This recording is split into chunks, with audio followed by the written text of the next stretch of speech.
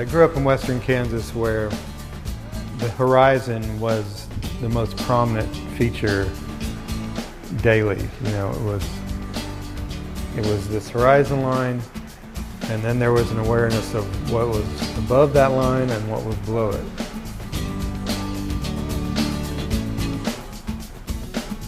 I wasn't setting out at that time to say, I'm going to be an artist, I'm going to be a sculptor. I just wanted to make things, you know, and there were a slew of things that I needed to make, and learning to make them out of metal just was the most practical thing. I tried wood and it just didn't do what I needed it to do.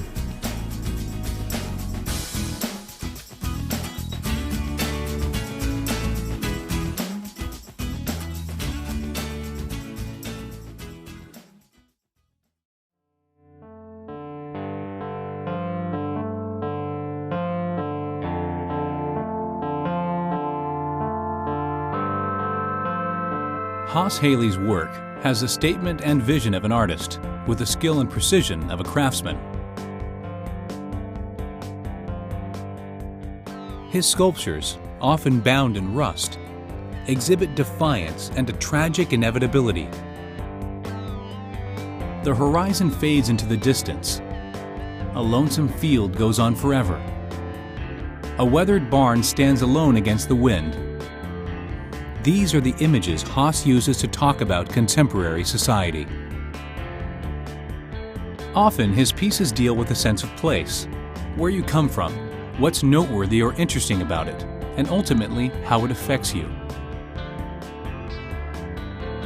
There's isolation and solitude in his work, but there's also a spirit of determination, shared fortitude, and a broad sense of community. Today, his studio is located in this two-story building in Asheville, North Carolina. His main workspace occupies the bottom floor and outside of the building. His office and storage areas take up most of the top floor. The rooms are filled with finished pieces and ideas in various stages of process.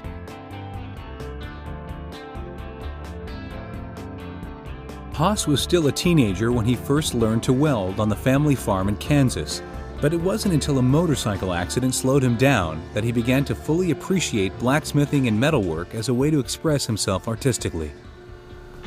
When I was 18, I broke my back riding dirt bikes, and during that convalescence, I could still get in the shop and start making, you know, little small kind of tabletop things. And I think that maybe that event was one of those fortuitous things that kind of tipped me back in another direction. And I think it probably was around then that I started thinking, this is something that really interests me. And of course, the other thing was, farming was just bad shape at the time. It was really hard, and as much as my parents would have liked me to stay and take over the farm, I don't know that it was really possible there that it could support another family. So away I went, you know.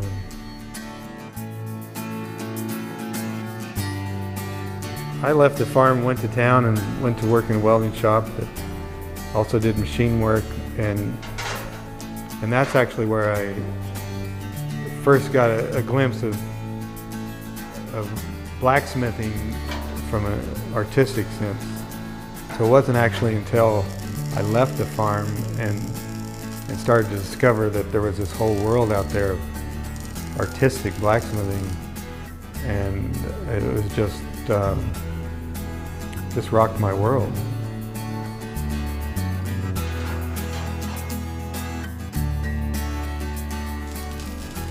I feel like if I'm successful, the imagery starts to not even be that important. It's not as important as a feeling that I find through the materials that I use, that it's more of that feeling, that it has a warmth to it, it has a sort of age to it, and it's informal in a way, so it makes it kind of approachable. It's like, you know, Earth itself. It's a little bit gritty, but in a way that you're attracted to it, and you know, and like squeezing mud through your toes. You know, I want that kind of feeling.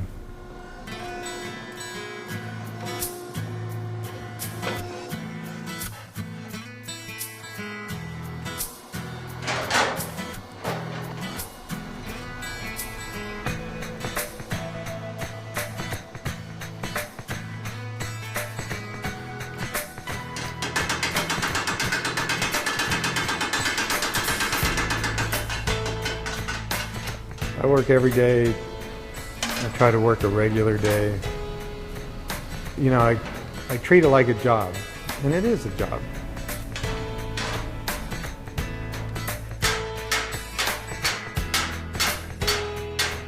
I'm just trying to be responsive to, you know, to my impulses of what comes in, and not, I find that it's best not to think about it too much.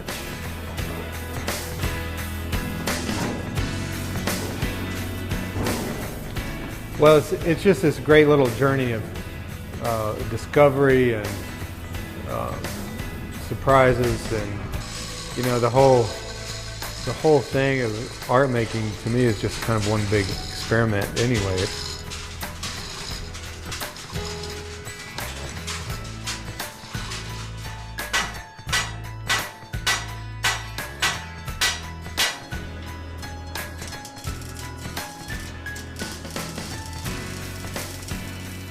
I've struggled with that question from time to time, you know, am I doing enough?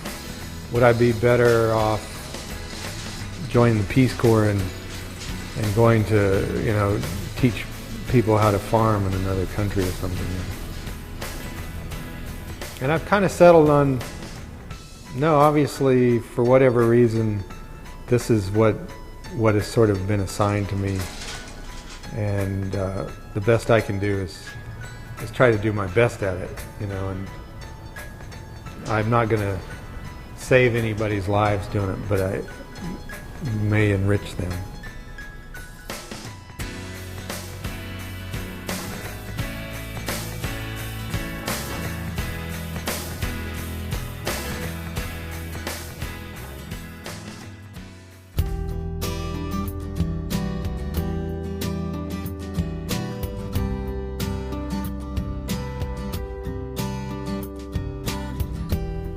The way I like to work is to have, you know, a number of things happening at once, so that I can catch those little glimpses of inspiration and apply them where they need to go, and not have all my energy focused on one thing.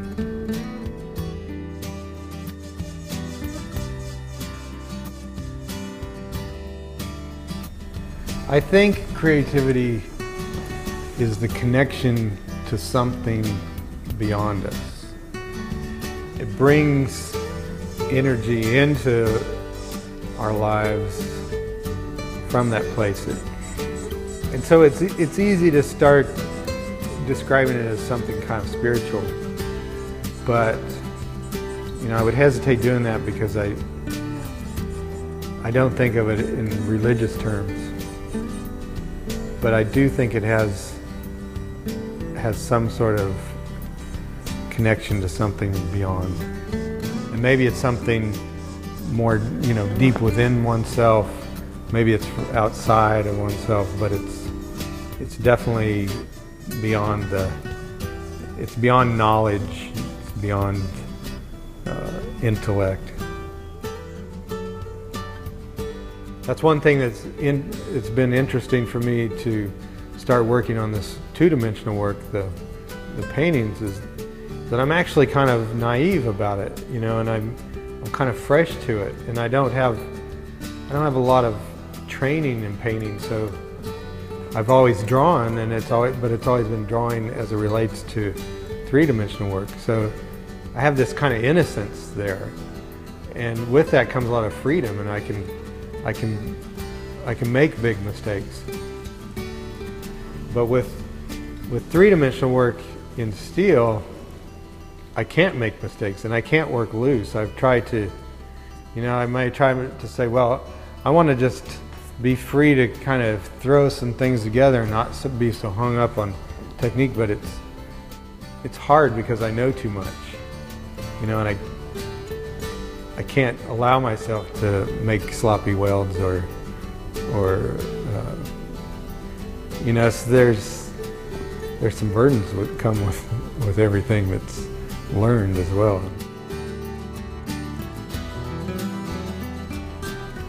I think my biggest motivation is that if I keep going, I'll finally get it right. There's always a sense that it's not quite there, but I want to stay in.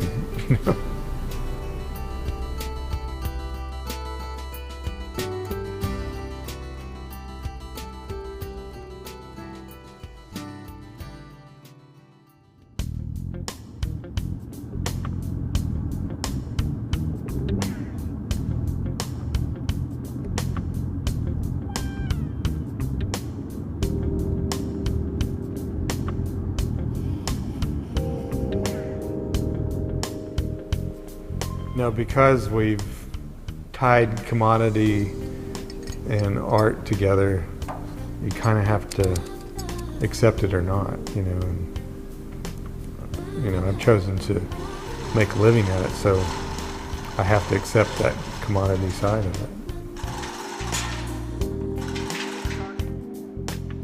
This body of work is about 3 months' work, which is quite a lot of work to happen in that amount of time, really.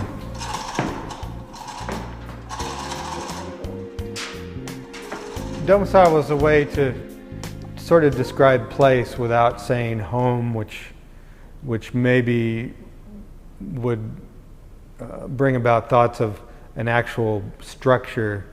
And even though there are house-like structures in the show, I wanted to speak more of a sense of a personal place, a place that you consider home, but in a broader sense.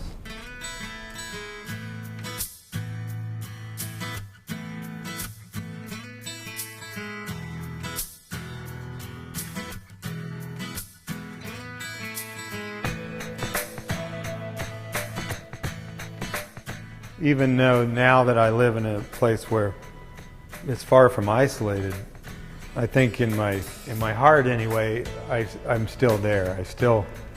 That's where most of my dreams take place. And that isolation is not it's a comforting feeling, I think a lot of people think of that much space as being a very frightening kind of exposed feeling, but to me it's very comforting and a little bit sad. There's a little bit of sadness in there, and I can't. Again, I wouldn't say that I set out to infuse the work with that, but I think it's in there. I would have been happy to stay in Kansas, but I realized that it was all out there somewhere, and I had to go out and find it.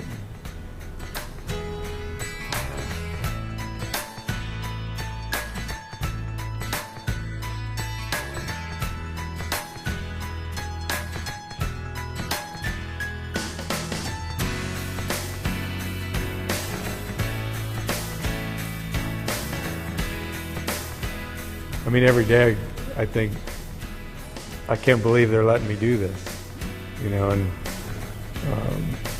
pretty grateful for it.